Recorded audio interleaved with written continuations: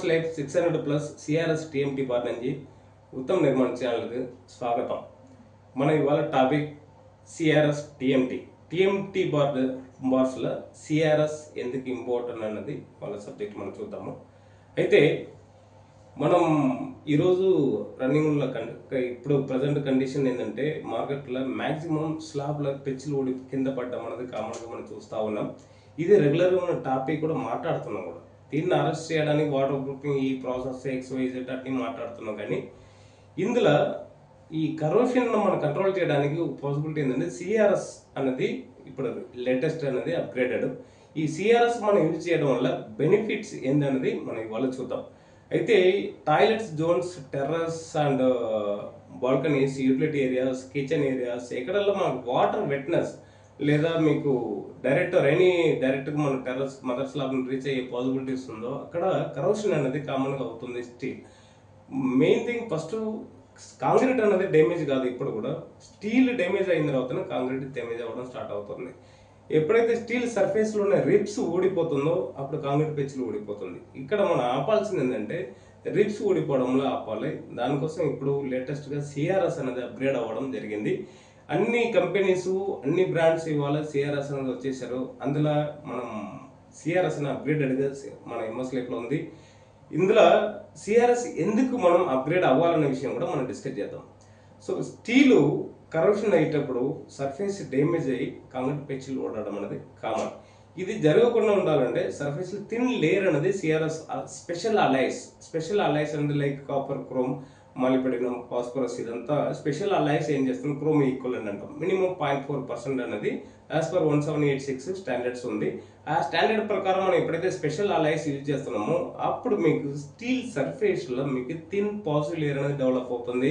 Copper, chrome స్పెషల్గా ఉండడం వల్ల మార్టన్ సైట్ కరోషన్ అయ్యి డ్యామేజ్ అవ్వకుండా, ఎప్పుడైతే martensite black outer core ఉందో ఈ కోరు కరోడబుల్ మెటీరియల్. ఈ మెటీరియల్ కరోషన్ కాకుండా పాజిటివ్ థిన్ లేయర్ ఫామ్ అవుతుంది. దీనివల్ల సర్ఫేస్ డ్యామేజ్ కాకపోతే రిబ్స్ కూడదు. ఈ ప్రాసెస్ ప్రాపర్గా ఈ కరోషన్ రెసిస్టెంట్ స్టీల్ అనేది మనం యూజ్ చేయడం జరిగితే అక్కడ మీకు కరోషన్ పాసిబిలిటీస్ రెడ్యూస్ అవుతుంది. స్లాబ్ అనేది మీకు ఇమీడియట్గా, for example continue water body rain వాటర్లో మీకు మదర్ స్లాబ్ మాయిశ్చర్ని అబ్జర్వ్ చేస్తుంది అనుకుందాం. టాయిలెట్స్ ఏరియాస్లో లీకేజ్ ఉంది.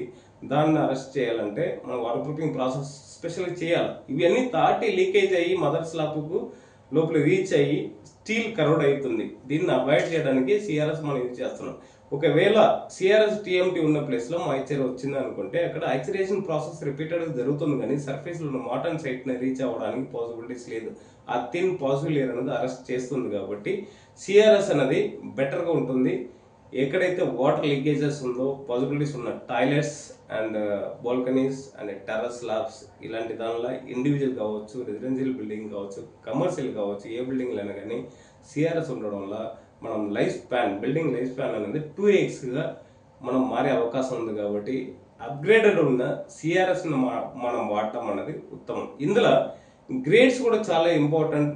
మేజర్గా మనకు వన్స్ అపాన్ ఏ టైంలో మన గ్రేడ్స్ గురించి మాట్లాడతాం, వేరే టాపిక్లో మాట్లాడతాం.